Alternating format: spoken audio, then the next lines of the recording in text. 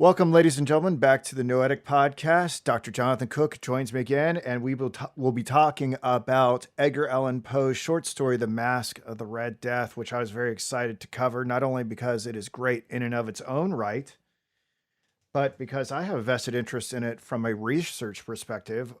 It's mentioned all throughout Stephen King's The Shining. It's name dropped all over the place, and notoriously left out of Stanley Kubrick's The Shining, only then to be resurrected in some ways in Eyes Wide Shut, Kubrick's final film. And I actually went through Eyes Wide Shut yesterday with this Poe lens of The Masque of the Red Death, and there was definitely a lot about this story that jumped out at me in Eyes Wide Shut. So it was really it was a really great read on so many different levels, and I guess we should just jump into it. I mean, what's your interest in bringing this short story to the table, Dr. Cook? Well, I think it's one of the. I mean, people refer to it in the last few years. It's been cited as one of the great classics about the phenomenon of pandemic. I mean, there are certain works of literature in the last, since the Renaissance or longer, that deal with mass death or die-offs from disease, and this is one of them. I mean, I read an interesting article in the New Yorker about a year ago, or a year and a half ago, at the beginning of the pandemic, about the classics of the genre, which we'll maybe talk about later. But it's great because it's not a very long story, but it's so packed, so concentrated. Every sentence is very elusive, meaning alluding to other works of literature or biblical ideas or symbols or historical events. So it's a very concentrated allegory kind of about the human condition, about the fact that we're surrounded by death, and it's particularly evident obviously when you have something like COVID going on. Although in the story it's a mass die-off. It's pretty much the end of the human race, which is sort of a science fiction idea, although this is not set in the future. So it resonates with us today, obviously because of COVID, but also because of the fact that humanity has dealt with lots of different epidemic diseases over the last 2,000-3,000 years, and it's been recorded in history that's happened. Well, I think it's interesting too, if we're going to take it from the current perspective, it's that there are masks involved both in the present circumstance and in the story itself, right? So obviously they're not the same sort of mask, but it's an uncanny Masque, analogy. exactly. Yeah, it's funny. I hadn't thought of that. So Masque, Masque, which means it's short for masquerade, meaning you dress up as a different character, versus mask, Mask. I guess it's from the same word, same root, meaning you put something over your face to keep your germs from spreading. So that's true. So we're living in the mask of the phantom virus, I guess. It's not the first time that Poe has anticipated the future in some way. It's almost like he's writing it or something. Yeah. So anyway, Masque, short for masquerade. Masquerade balls were in the same way. We have Halloween parades when people dress up in crazy costumes, or carnival around Mardi Gras. This masquerade idea was popular in the 19th century as a form of partying, dressing up in different historical costumes. And Italy, Venice had a famous mass ball, the tradition of mass balls. But that's where the Eyes Wide Shut has a masquerade ball, or let's call it a ball. It's really a ritual. Yeah, but it comes from a a novel set in Austria called Traum Novelle, Yeah. by Schweitzer, I believe. So Yeah. yeah, it's this European thing that gets translated to a New York setting for Kubrick. But yeah, so I guess we should talk about how this story Came came to into be. existence. Yeah. That's usually how we kick these things off. If you give Yeah. us some background about its composition. So Poe was living in Philadelphia with his wife, Virginia, who's now about 18 years old, and he published this is the story in Graham's magazine, where he was working as an editor in May 1842. He'd been in Philadelphia since 1838. He stayed there, a total of 6 years, working first with Burton's Gentleman's Magazine, and then Graham's Magazine, which is a mass circulation literary magazine for the middle classes. So he writes it at some point in the spring of 1842. Now it's interesting that his wife Virginia had her first hemorrhage from tuberculosis in mid-January 1842. So the story goes that she's singing.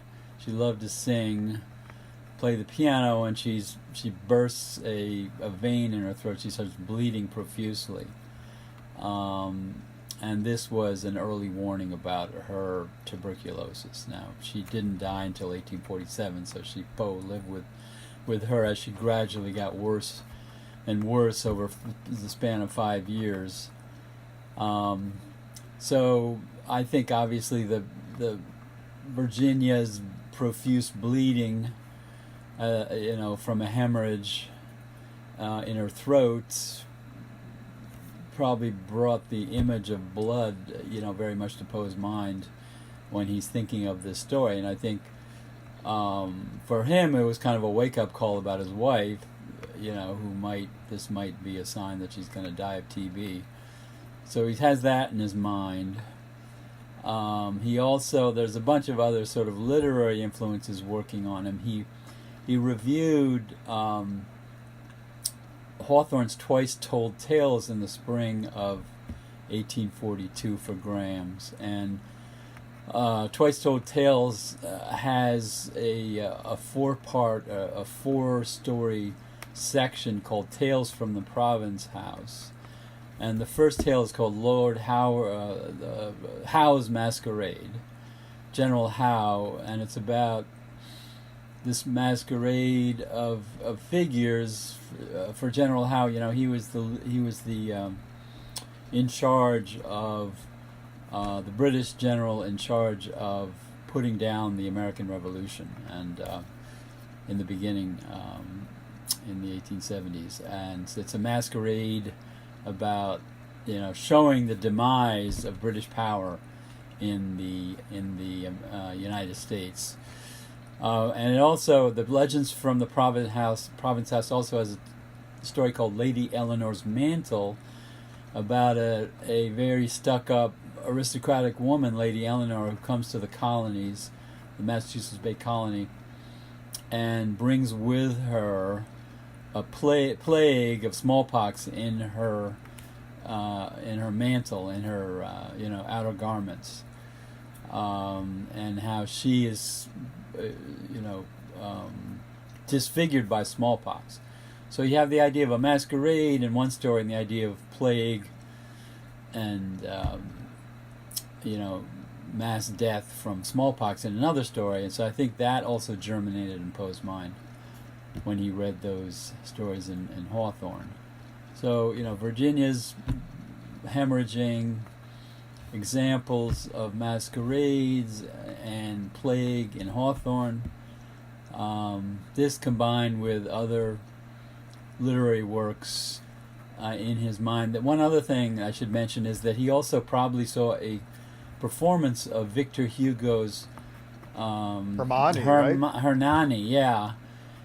Have you seen that? No, it's kind of it has a masquerade scene at the end where this figure stalks in. It was written in 1830, caused a scandal, but at the end of the play, this mysterious masked figure comes in and demands that this new wedded couple kill themselves, or he demands that the groom kill himself because they have some kind of deadly feud. And then his new wife, says she's going to kill herself too. So they both die at this masquerade. And Poe probably saw this play. We don't have hard evidence, but it's likely he saw it. Well, he cites it in the in the story. Yeah. Yeah, I doubt he would drop that without. Well, maybe he would have read it. This is the thing. I don't know if you know this. I tried to find an enactment of Hernani, but it was every performance that I could find on the internet was in French. Yeah. So yeah, I mean, it's a classic early romantic French romanticism. I mean, Hugo was he created this new sort of aesthetic of the grotesque, of which is this kind of weird combination of. Is it worth reading? I haven't. Is it worth reading? It's very melodramatic. Kind of. It would seem very silly today, but it was important because for the French, it broke the chokehold that classicism had on French drama. Where everything had to relate to the unities: time, place, setting. Theme, time, place. And so it created this opening for a new kind of drama in France, starting in the 1830s. So I think Poe almost certainly saw the play. That was something else feeding into this pool of influences that was germinating in his mind. I think it was kind of a unique circumstance that all these things sort of fed his imagination, because the story itself is so compact and elusive. It's typical. I mean, it's revealing that all these things fed into it, and probably several other influences, like Boccaccio, the idea of lords and ladies leaving plague-infested Florence to go out in the countryside and tell stories to each other. I have to say, Poe is an enigmatical figure to me from a scientific perspective, because on the one hand, he whether it's like in Eureka or the balloon hoax or something like that, he demonstrates some sort of mastery of the science of the times. Yeah. But then at the same time, like something like this, where a pestilence is involved, there's well, he's thinking that it's not transmitted through germs or something like that. It's actually transmitted as the result of a phantom presence. Phantom presence. Well, the point is, no one really knew how diseases were spread at this time. The germ theory of disease only comes with Pasteur and Koch in the 1870s, 80s. So disease was supposed to come from bad air, the influenza, like the influence of sort of bad things that rise out of decaying matter. That was the theory. But no one really knew. And with, cholera was the most recent plague that, Poe had experienced, and he based some of the story on the cholera epidemic of 1832. But no one really knew how these diseases were transmitted. Even though they had microscopes, they did not isolate the bacteria or viruses. Obviously, bacteria are much bigger than viruses. They had no idea what were causing these, and so the first reaction was, of course, it's divine punishment for something, right? On the other hand, they did have inoculation in the 18th century for pox, cowpox. In the early 18th century, they were administering vaccines, making a little cut with some cowpox in your arm. So they knew about it, but they didn't know the principle. And from what I understand, that the idea of that particular vaccine, I believe, came from African folk tradition. Maybe so. So that method of inoculation was right around even before the 18th century. Yeah, that's my understanding of where that came from. Of course, they had no idea how it actually worked, but they just knew that it worked. They just knew that it worked. Yeah. So the idea of this figure, this symbolic figure of the Red Death going around getting near people and they're dying, them dropping dead, is sort of the allegorical figuration of the mystery of this disease that could just be transmitted, to everyone. And I mean, it's interesting. Poe has anticipated the idea of like a global pandemic that is just massively deadly. I mean, like Ebola. I mean, it's closest probably to Ebola in terms of the hemorrhaging of your blood from your body and the ease of transmission. So, if Ebola ever got out of hand, we'd probably be seeing things like much more like this. But of course, today, we have epidemics, pandemics, but they kill a small proportion of people, but they break the healthcare system because of the care they need. Yeah, it's all the hospitals that get overwhelmed and everything. Yeah. So let's just talk more about cholera though, because sure, that I was was gonna say. So Poe was in Baltimore when the cholera arrived in the U.S. in 1832. It was called the Asiatic Cholera, and it had blasted through Europe in the beginning of the 1830s. It killed like 32,000 people in Britain, and came over first to Canada and then down to the coastal cities of the U.S. and then into the heartland of the U.S. Of course, it's transmitted with a bacterium called Vibrio cholerae. It's transmitted through, you get it from drinking contaminated water, usually with human feces. So people who, plumbing in 1832 in the U.S. was not very good. There was mainly outhouses. So a lot of groundwater, seeped into wells, and that went into people's drinking water. So in Baltimore, you had almost 850 people roughly dying of cholera. And New York, it was 3,500 people during the summer of 1832. And, all the wealthy people who could get out of the cities went to the countryside because they wanted to get away from the possibility of this disease. And, cholera, it depending on the severity, it doesn't kill everyone. It kills maybe half of the people if they have it badly. But you basically lose all your fluids. You have this clear diarrhea.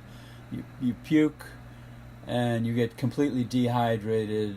Your skin turns bluish, and your circulatory system collapses, and you basically die of dehydration. And it can, at its worst, you can die in like half a day, maybe 6-8 hours.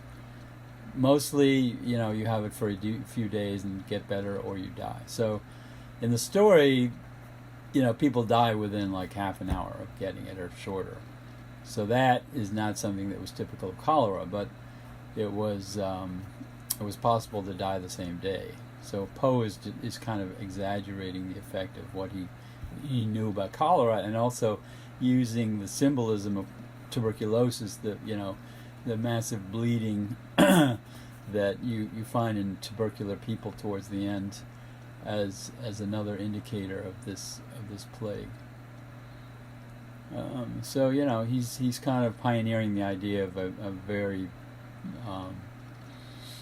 a plague that will threaten the human race, which was an idea that was around in the 19th century because Mary Shelley wrote a novel called The Last Man, published in 1825, about mass death from plague, and the surviving people are characters based on Lord Byron and Percy Bysshe Shelley.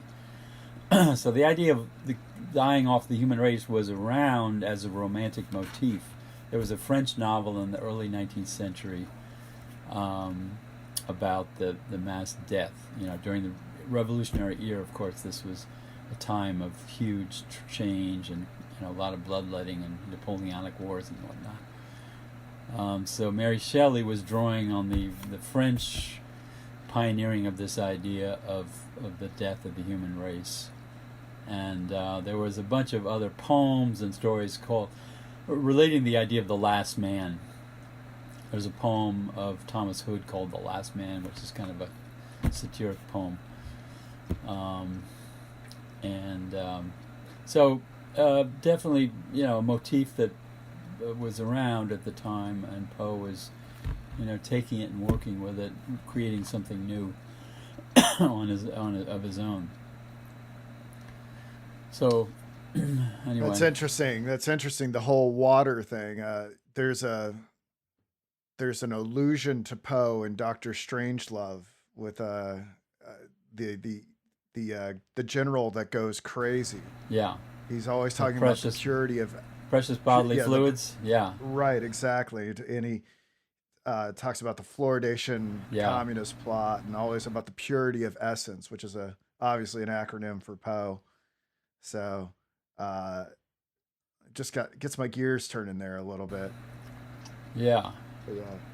So cholera is still around. Obviously, it was a big outbreak in Haiti after the earthquake in the last decade, and it still affects India. I think a certain number of people die from it every year, but it's a manageable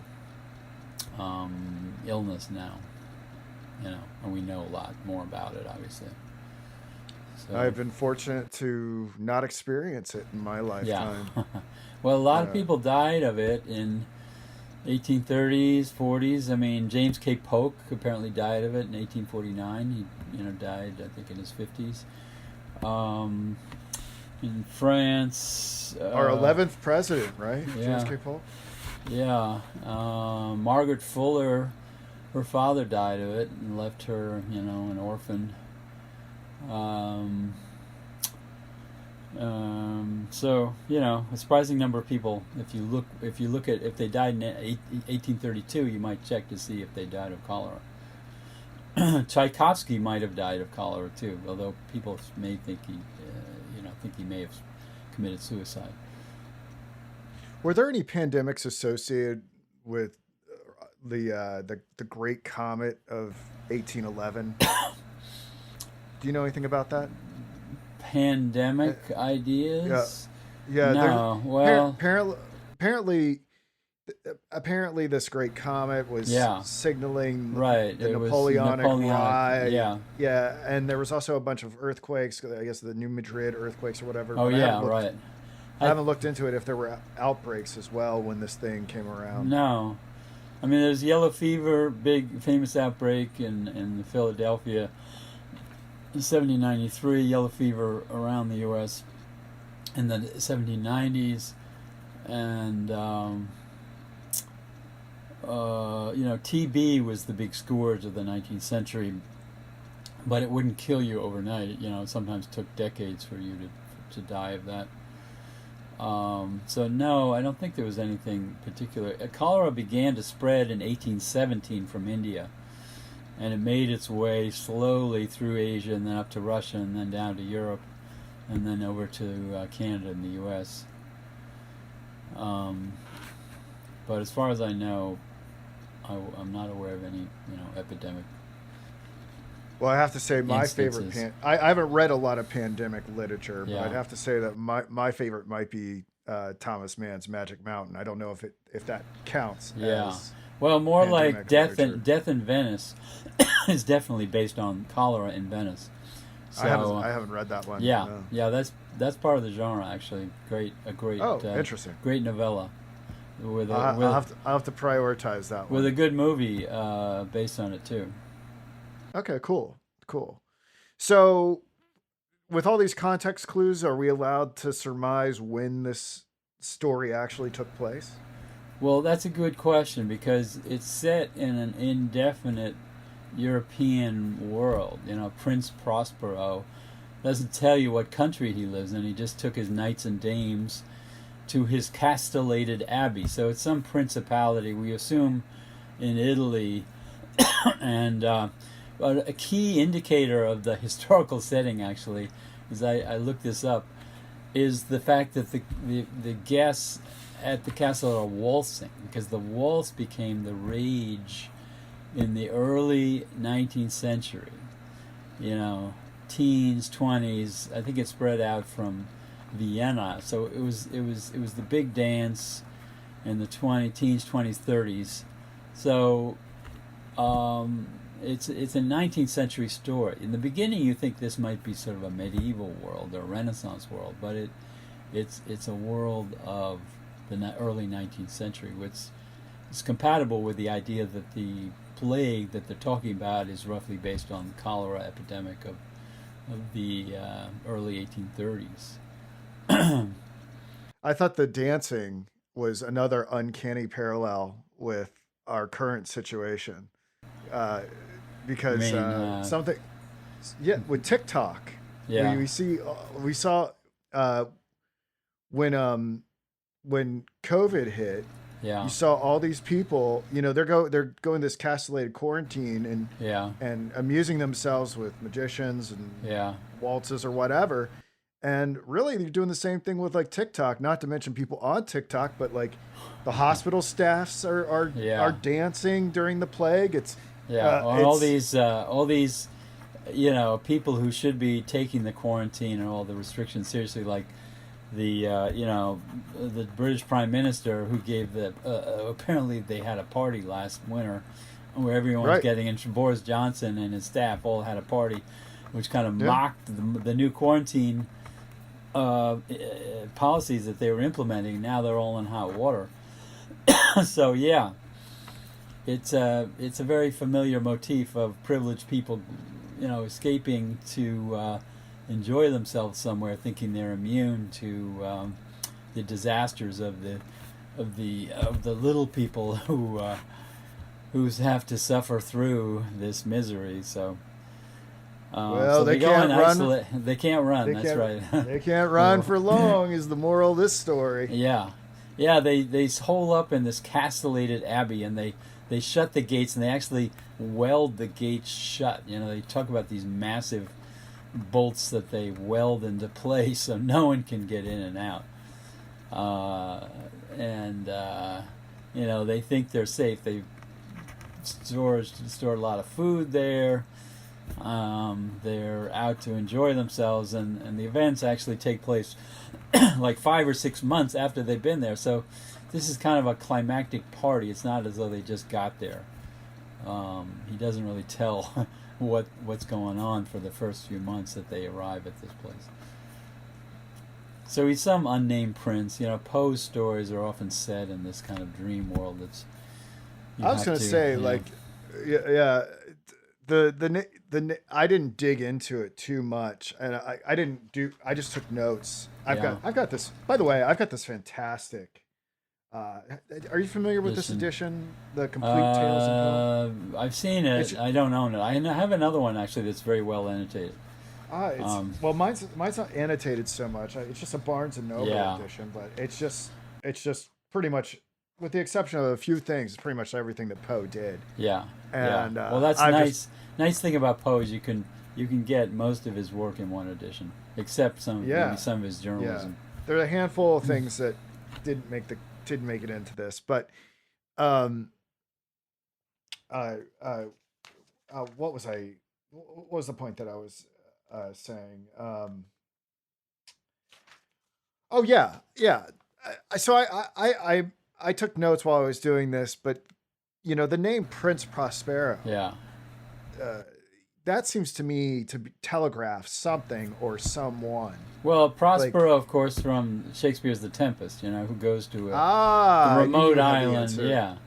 I was like, it sounded familiar, and I was like, why do I know this name? Yeah, definitely. Distantly based on Shakespeare's Duke Prospero, who spends decades on this island with his daughter Miranda, and Caliban, his servant, and he's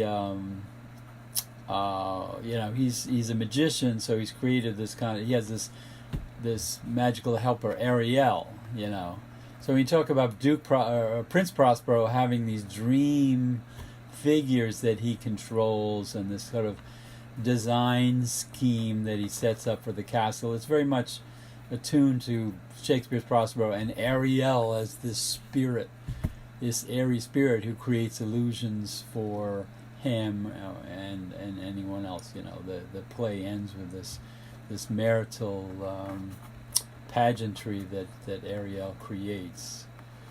So yeah, it's based on that. The other Shakespearean play it's based on is the Macbeth, of course, when Banquo's ghost shows up at the feast in Act 3 of Macbeth and scares the crap out of Macbeth, because he's just killed off Banquo, and his ghost is taking his place at the table. So the idea of a ghost being haunted by a figure you're trying to run away from, who's a ghost figure who eventually, he doesn't kill him directly, but the nemesis arising from Macbeth's murder of Banquo, creates the forces that lead to his demise. So Shakespeare's Macbeth and Prospero definitely influencing the play.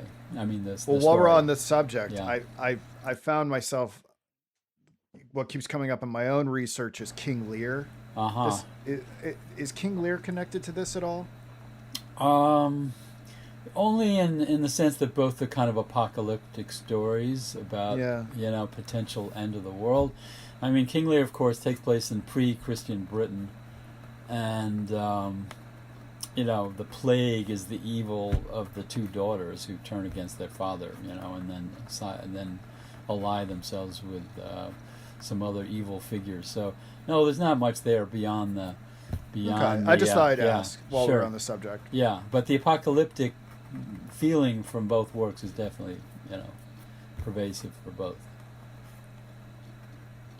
Have we exhausted the conversation about what other literary influences might be? Well, here? people have speculated on other influences. I mean, someone has suggested that Byron's Childe Harold's Pilgrimage, when he describes the scene before the Battle of Waterloo, the feeling of this coming onslaught of death, some of the language in that description sort of roughly matches with Poe, but I mean it's not really sure that is definitely an influence. Another possible influence is a Thomas de Quincey novel called Klosterheim, which has another climactic masquerade scene in it. A novel of Thomas de Quincey, who wrote, of course, the Confessions of an English Opium Eater, and definitely biblical influences there. And I also, in the article I've written on the story, I tie in the biblical and the influence of the sublime from Edmund Burke's inquiry into the sublime. Yeah. Why don't you talk about that? First of all, why don't you tell people about where they can find this article that you've written on about this, and why don't you tell us about the Burkean and the biblical influence on it? I need a refresher on. I was very familiar when I was doing my philosophy PhD. I was very familiar with Kant's take on the sublime, and even Schiller's, but not so much Burke. Well, Burke was the most influential, 1757. But anyway, my article on the story, which talks a lot about what we're talking about now, is in a journal called Religion and the Arts. It came out in 2019. It's Religion and the Arts, Volume 23. I have posted a copy on my website, jonathanalexandercook.com, under the publications heading. So you can find a PDF of the article there. But my interpretation of the story leads me to believe that Poe was presenting an example of what I call the apocalyptic sublime. So the sublime, as developed by Burke, was that that we. It was really about the sublime and the beautiful. Why we react to things with fear or with admiration for the beauty aspect. But the sublime comes from things that are terrifying, which he thinks of as the strongest emotion we can feel. Terror, raw terror. And when things are real and when they're close to us, it's like we don't enjoy it at all, We're afraid we're going to die. But when you have terror that's far away or is aesthetically depicted like in a story or a movie or a play. Obviously, there weren't movies then, but in a play or a story, or he saw it in the Bible as well. When you have scenes of terror that you're just reading about, you get he called it the delight of the sublime. So you enjoy reading about terror because you know it doesn't affect you. So, Poe is famous for trying to assert the primacy of the aesthetic in literature and not the moral. He was trying to evade the idea that literature fundamentally is there to teach a moral. He just wanted to create beautiful impressions. He was kind of in the aesthetic movement before it existed.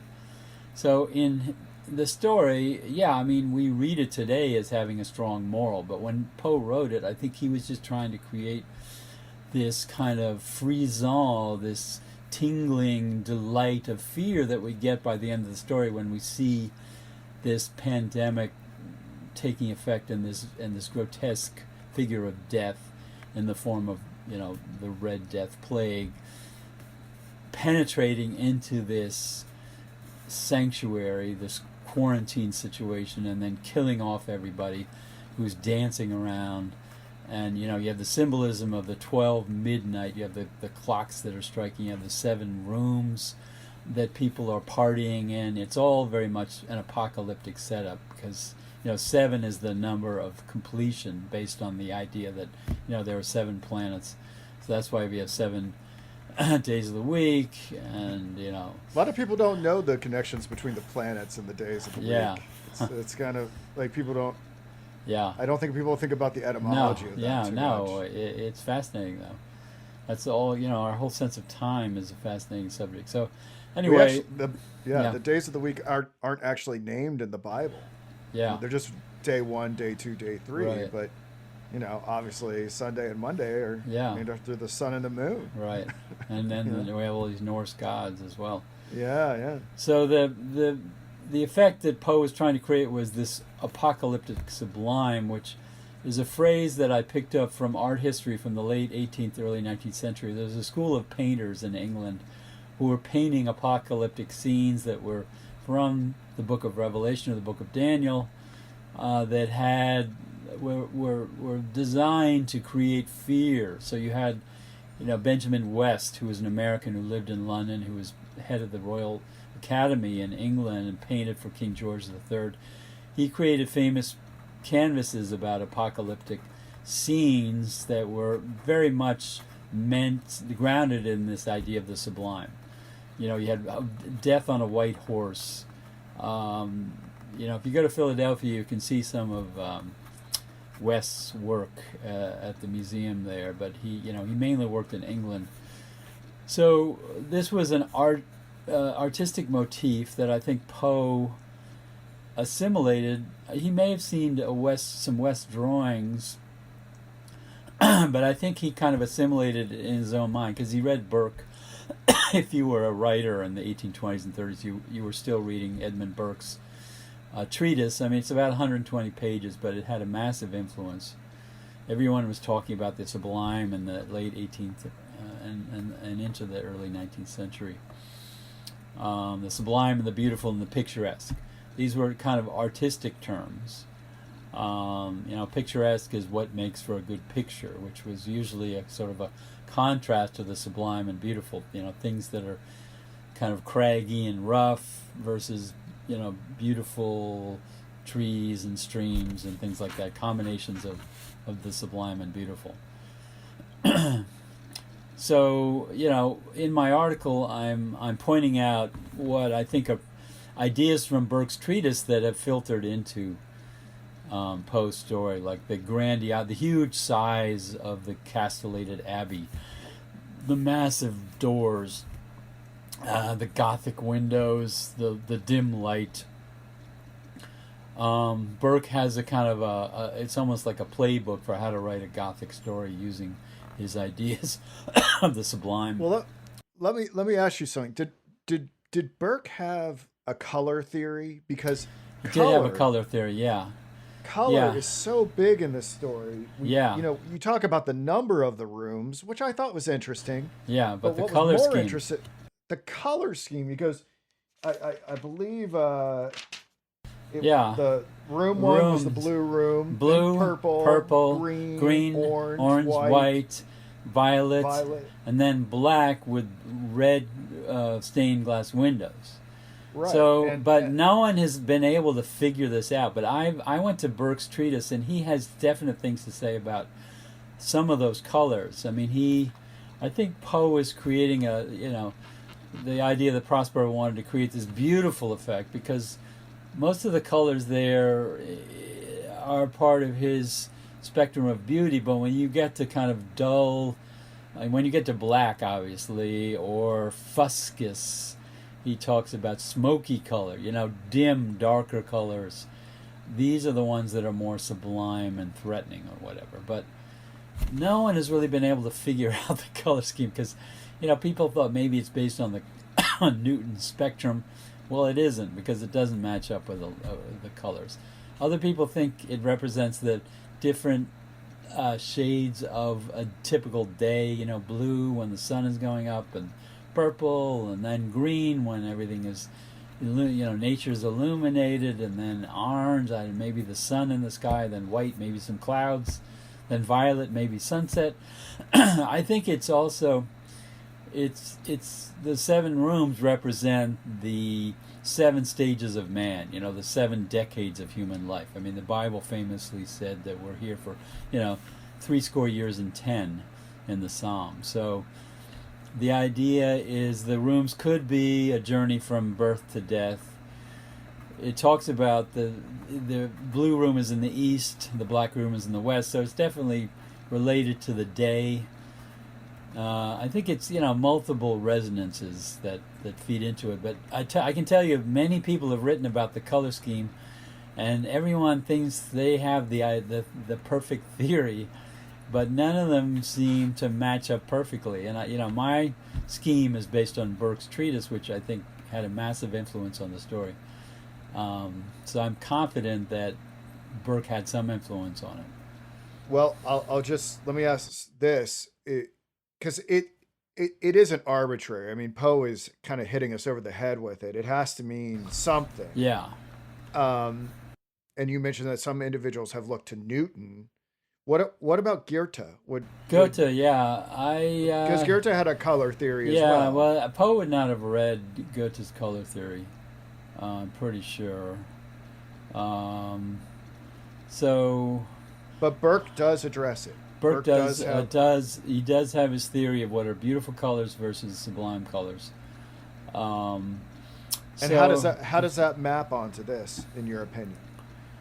Well, I just think that Duke Prospero was creating these beautiful rooms with certain colors he liked, and then the violet and black ones got more ominous and more tending towards the sublime, which is where, of course, the action of the story ends when, Duke Prospero meets up with the figure of Red Death, who's penetrated the the abbey, and he tries to kill him, with a dagger. And of course, he's struck down by the Red Death, and then all the guests come in and try to tear off his clothes, and there's nothing there. His lineaments are empty, the cerements of the grave.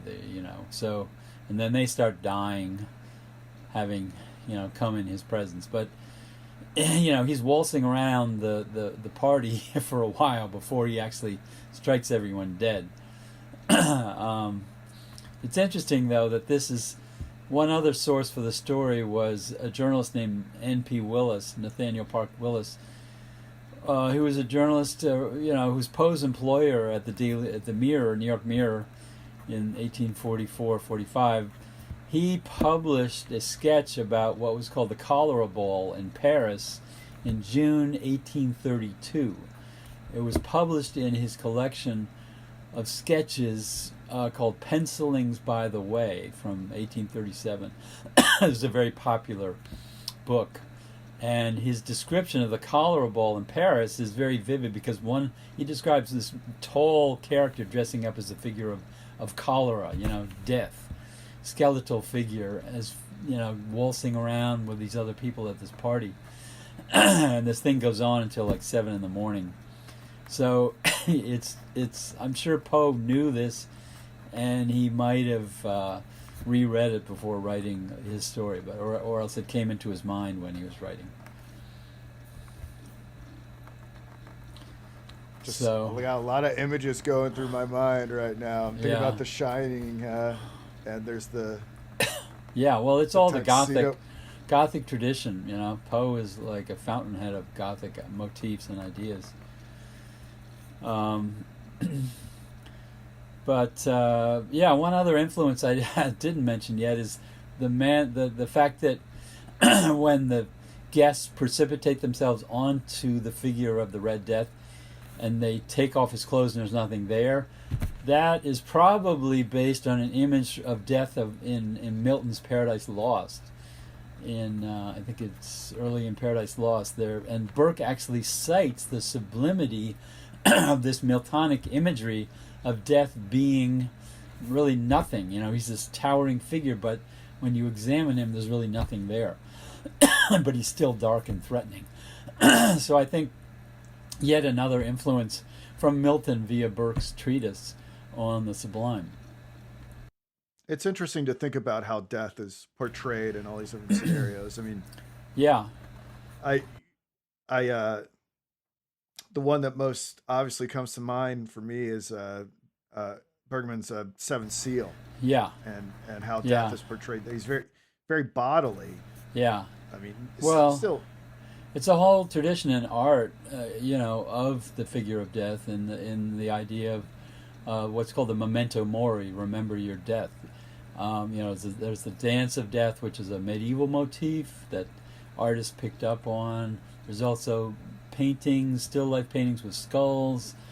Holbein had the famous picture of the Spanish ambassadors with a skull below them. If you look at the painting from the side, you see a human skull as a reminder of human vanity and mortality. And Holbein, of course, he did his whole series of woodcuts on the dance of death.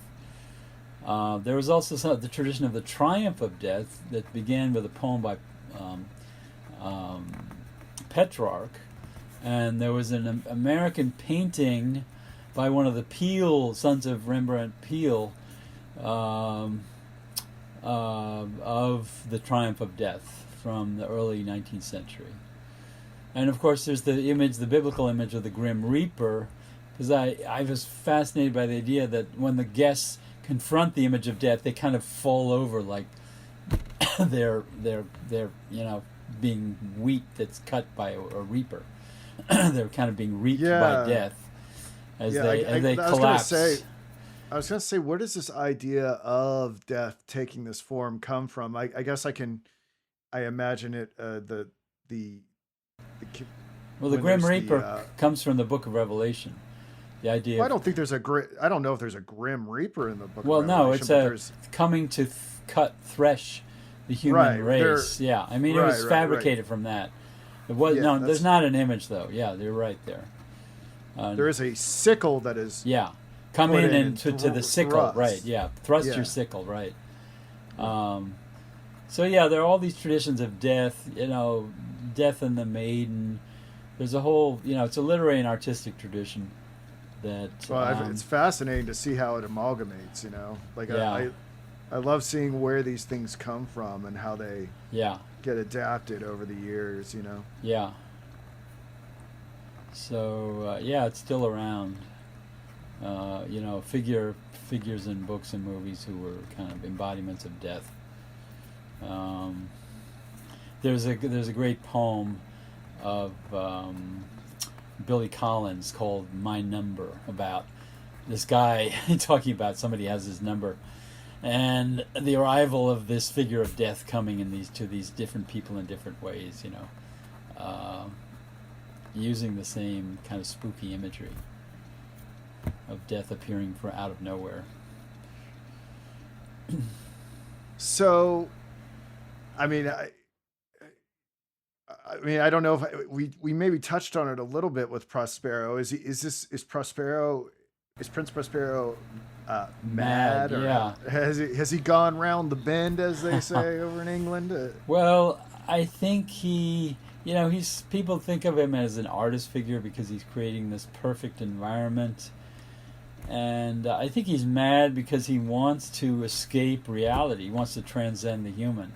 So it's like he wants to lose his mind because all you find in the world he lives in is death around him. So he's sort of actively promoting his imagination with all of his decor, and so he's kind of a party animal who wants to create the perfect party for his friends and has all these perfect design ideas, and he seems to be possessed with this furor of creativity for creating a perfect entertainment. So no, I mean he's not. I mean he hasn't. He's not certifiably crazy, but he's crazy in a way that artists are sometimes considered because of their the fact that they live in their heads and they create these ideal worlds. And especially for Poe, he was often considered to be out of his mind because of his behavior and his writing about all these perfect worlds that he imagined. Did we exhaust the talk about the symbolism of apprehending the Red Death? You mean the climax of the story? Well, one of the great symbols I love in the story is the clock, because one of the big examples of the sublime is the sound. It's a black clock. A black clock that strikes midnight. And Burke, in his treatise on the sublime, talks about the terrifying effect of having a clock or a church striking time, the hours, in a slow, ominous way. Bong, bong, bong. So this grandfather clock is creating the sublime sound to match with the sublime imagery of the image of death. Coming Did it strike into the room. you? When he was describing the clock, yeah, that seemed to me a pretty obvious reference to Kronos, to something Saturnalian. Oh, you think so? I Kronos, think so. God Kronos. Yeah. Well, that maybe so. He has a throat. I mean, he talks about the throat of the clock. So it's human. It's personified in a way. The noise it makes. I mean, I guess isn't Kronos associated with time, right? Well, Kronos is the original. Kronos ate up all his children, right? Yeah.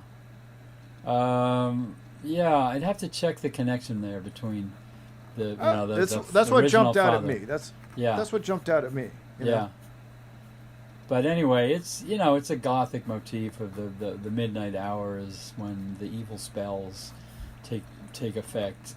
So the clock strikes, and then that's when the Red Death really cuts loose and starts killing people off.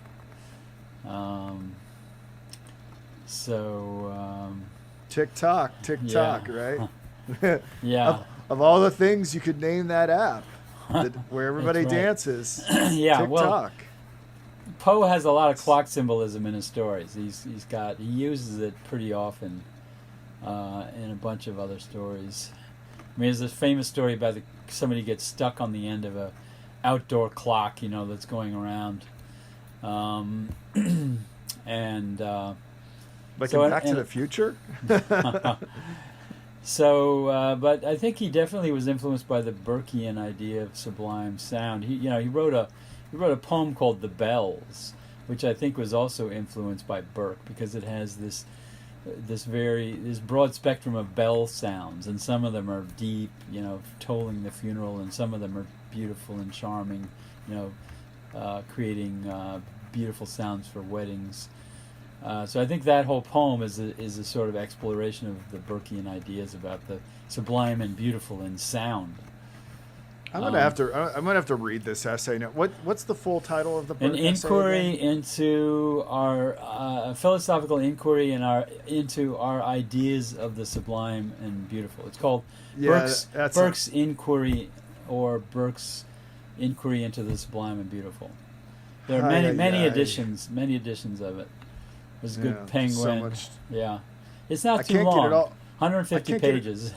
Yeah, I know it's not long, but what I also know is that it's going to be dense. No, not too bad. Not too difficult. Just because something's 150 pages long Yeah. doesn't mean it take a No, long time to get it's through it's it. nothing like Kant. It's definitely for the Okay. for the educated general reader. All right, so you understand where I'm coming from. I had to read the third critique. Oh my I was God! like, My God! You yeah, can read I Kant. was like, You can read anything if you read Kant. okay, all right, all right, all right, all right. So I'm gonna have to take a look at it. Yeah. Um, I mean, I talked about some of the influences of Poe's story, especially on Stephen King and Yeah. Stanley Kubrick. Can you shed Yeah. more light on that? Well, I think there, a number. One, I'll mention Wilkie Collins wrote a story called The Yellow Masque in the 1850s that probably took some ideas from Poe, but isn't that much of a parallel.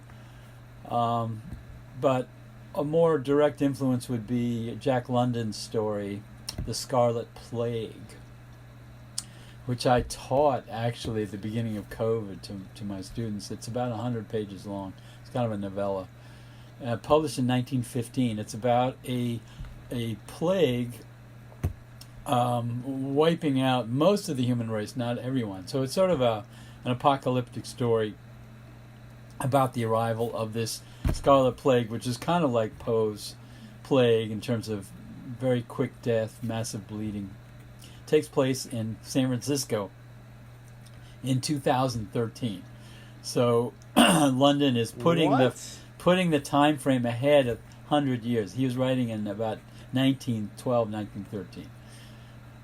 Yeah, you should read it. It's about the survivor of this plague, who was a professor of literature at Berkeley, and he ends up. It takes place 70 years after the plague, and he's there telling the story of how it happened to his grandchildren. They're living like hunter-gatherers in the California hills because civilization has been wiped out, and basically they're a bunch of tribes living like Indians in California 70 years after the plague. And the narrator is sort of going through the events about how this took place and human behavior. It's a classic disaster movie kind of thing where people are trying to isolate and collect food, get food, and then other people are holding people up in the streets or going to their house and stealing their food, and then trying to get out of the city in their cars, and traffic jams and all kinds of stuff. So definitely read it. You ever read all this stuff and start thinking to yourself, have I been through this before? Well, it would make a good disaster movie. I don't think anyone has ever tried, but it's the lesser known Jack London, and so that's a great example. The Scarlet Plague. Influenza was the next great plague in 1919, 1920, but I think people who wrote about influenza. Catherine Ann Porter wrote "Pale Horse, Pale Rider," famous story about someone dying of influenza. But I don't think there's any direct Poe influence there. I think Poe's influence is more in terms of science fiction these days, in terms of mass death in one sort or another.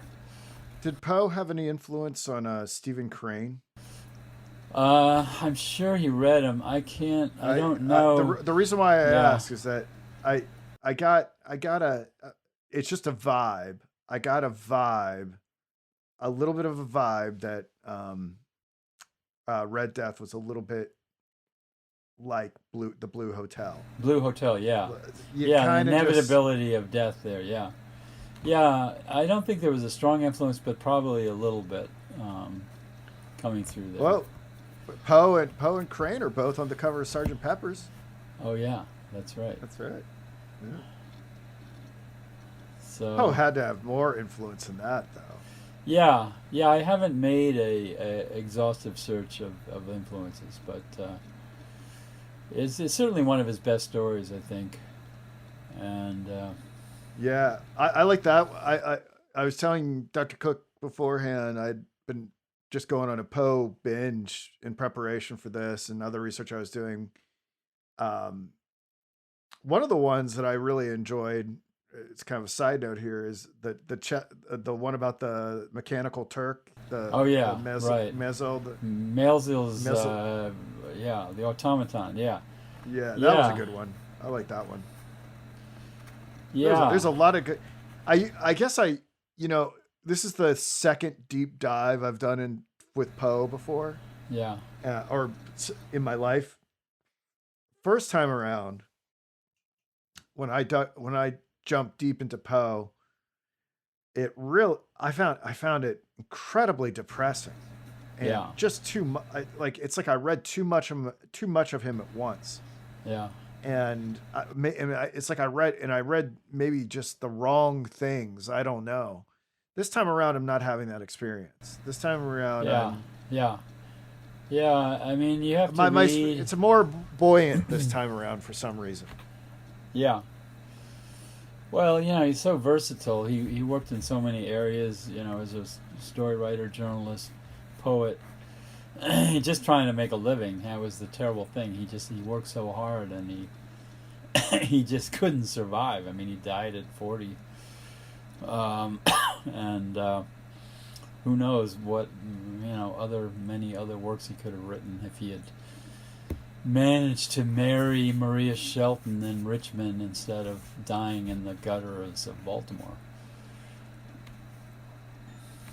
Yeah, he had a brief stint in New York as well, Yeah, didn't yeah. Well, he came up to New York in early 1837 and left in early 1838 or spring of 1838. And then he came back in the fall of 1844 and was there until the end of his life, pretty much. Well, he moved around. He ended up in a Fordham in a cottage, and he was trying to move down to Richmond to marry his teenage sweetheart, but never happened. So yeah, you can go to New York and you can see where he lived on the west side of Manhattan. There used to be a cafe on the off Broadway, and I think the 80s, West 80s in New York City in Manhattan. So yeah, but this is a Philadelphia story, and not much of Philadelphia, shows up in it. I don't know if he had some idea about what castellated abbey he was setting this in, but wasn't anything in the U.S. Well, I mean, We we covered a covered a lot, lot of yeah, yeah. I mean, I could go on and on, but I mean that's yeah. I think pretty good. we've gotten a lot of stuff out there, and if people want more, they should read my article. And and my bibliography has a lot of the critical literature on the story over the last 30, 40 years. So Well, I will. I'll at least on YouTube. What I'll do is I'll link to your website so that okay, people can find the article easily. yeah, that'd be great. And yeah, I guess I want to thank Dr. Cook for joining me. I have to say this was one of my favorite things that I read this year. Good. I wish. I'm making a top 10 list of my favorite books of the year. And Yeah, unfortunately, I don't, it's just not long enough yeah, to qualify as a book, but definitely, like you said, very, very rich. Every line yeah, contains something yeah, very significant. So, yeah, he manages to say a lot in 6 pages that, other books take 300 or 400 pages to say, yeah, yeah. So, Very concentrated. all right. Well, Okay. I'll bring it to a close. If you want to hang on for a minute, we can maybe Yeah. talk about what we want to do next. All Okay. right. Thank We'll you. see you around. Bye.